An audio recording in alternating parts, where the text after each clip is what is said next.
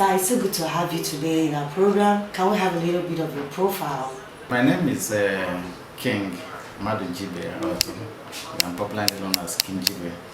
Reaction to the quick notice given to the Igbos.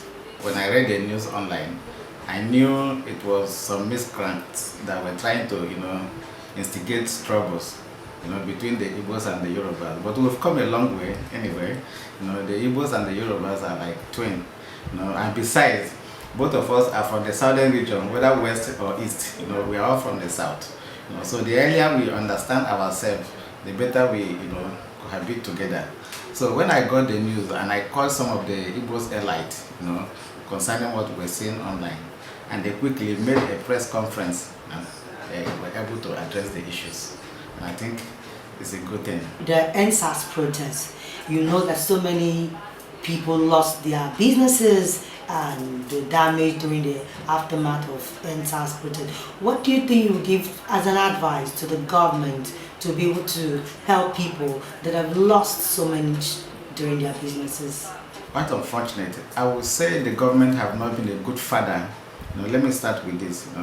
The government have not been a good father because the children, go on a rampage, in that way. The NSAS protest, well, it happened. Yeah, it happened, and in the actual sense, it is the right of the citizens to protest. Absolutely, it is the right of the citizens to protest, and they did, and they were able to conduct themselves in a very civil manner. There was no act of disruption, rioting, or damage by the protesters until there was a shootout between the army against the protesters. I think that negates, it stirred up the anger, but that is, by the way, the act of damaging properties were not really done by the protesters. We all know the truth. The hoodlum took the advantage, because the police were out of the street, the armies, they were out of the street, so the security became very porous, and they took the advantage, damaging people's property and looting goods from shops and here and there. And I think the government still owe the responsibility to protect people's property and businesses, irrespective of whatever.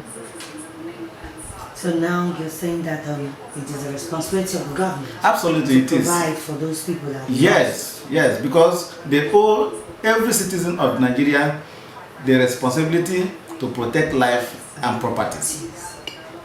So now, to the Igbo communities, how would you invite, or let's say, how would you talk to your leaders, if things went wrong after the NSAS protest, where a lot of properties, a lot of business owners, people that worked hard for their money, their businesses were lost. Some of them, their business, their building were burnt down completely. So what do you think the government should do to be able to help these private owners of business to continue? First of all, let me begin by saying that it was absolutely the fault of the government, because the citizen has the right to protest, especially when things are not working well. The fact is that Nigerian citizens have been shortchanged, and necessitated the very protest. And the protest was indeed a very civil and organized one until there was a shootout between the army and the protesters, where many people were claimed dead and some were wounded, And on the part of the destruction that were, done to business owners and a lot of people in the street, it is absolutely the right of government to protect every life and properties of every Nigerian.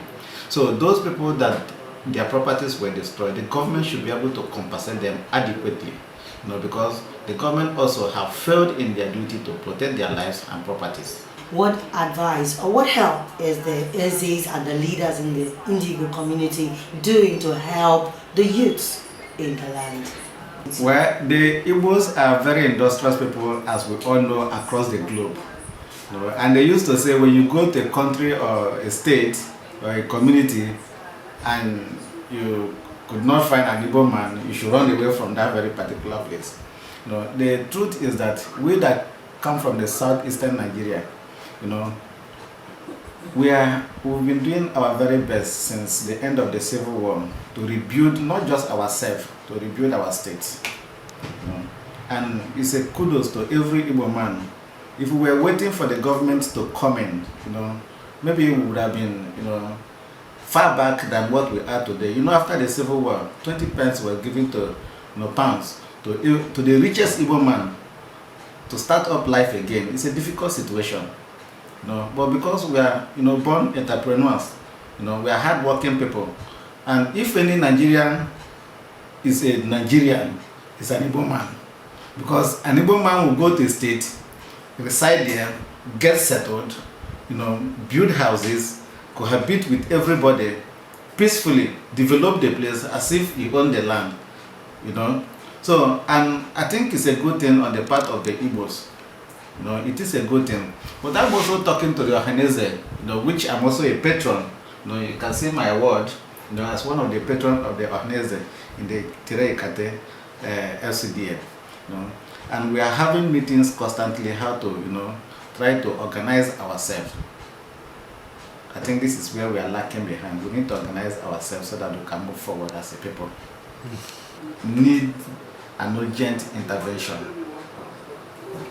And the government have to, sit up at this point.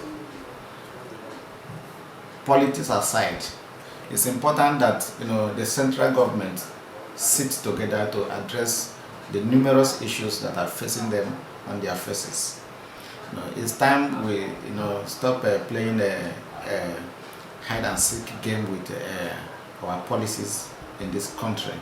The earlier we do that, and the better. As a matter of fact, the structure we are operating in this system, the system of government we are operating, I think is overdue for restructuring, and everybody is clamoring for that. And the government should be very careful with the way they handle some of the fragile issues that are rising, and the earlier we address those issues, the better for the nation, because we don't want a situation where things will get out of hand and the issue will become difficult to solve. Now we have the time. We say make hay while the sun shine. It is time for the government to look at some of the matters that were raised during the NSAS protest and be able to address them amicably, because we don't want a problem. We don't want a situation where it's got to the point that it cannot be handled. And the government also should try as much to look at the sufferings of Nigerians. It's becoming unbearable. Nigerians are really suffering, and the suffering is, the hardship is indeed hard. The prices of commodities are skyrocketing and becoming non-affordable, and it is not acceptable. It is not acceptable on the part of the citizens. So these are some of things we are pointing out as a people. And I also want to encourage every young Nigerians, who has the interest of Nigeria, to engage ourselves in politics. If you cannot come to politics, support those that are in politics. Because when we cannot be talking about restructuring and renegotiating the Nigerian system without getting involved. It's only when we are involved in the system that we will have the opportunity, to lend our voice and participate in the restructuring and renegotiating of the Nigerian system. So every Nigerian should be able to put our hands on desk until we get it right. It's never too late, but we'll be there if we are willing. Thank you. We are all together in the Nigerian system, and we know that, indeed, the rate the political parties sell their funds. Like when I was running for an election, I sold my house so that I can be able to buy from, then contest for election. I ran my election without borrowing, and it was the money I have labored for many years that, because of my people, the point wasn't just to win, but to make an impact, So if every youth are willing, we could do more. Look at the NSAS protests. Why youth were protesting? People were bringing food, people were bringing water, people opened salon, they were haircut done free of charge. There were laundry people were there. So the youth as a people, if they really want to sit up, as a people with a larger number in the Nigerian population, they can come together as a people, make contributions, select one or two people they think that can make a difference, you know, and we can be able to get back what belongs to us. It's a very simple thing to do. King Jibe or two. I'm popularly known as King Jibe. Okay. And I'm the CEO of King Jibe Limited. King Jibe Limited is a print plus company that deals in the delivering of printing services. Yes, and I hold a diploma certificate in business entrepreneurship and business management, an advanced diploma in entrepreneurship and cooperative management. And I'm also a fellow member of West African College of Entrepreneurship and Philanthropist. And as a matter of fact, I was the top contender in the last general election, you know, where I contested for the office of House of Assembly in Afikpo North constituency, Ebonyi State, which is my state of origin. Okay, so as a matter of fact, you know, I am an Igbo man, you know, a businessman residing in Lagos State, Nigeria. You know, and I'm also a professional business advisor, a sound policy developer, and I'm a strategic thinker. Thank you very much. Thank you.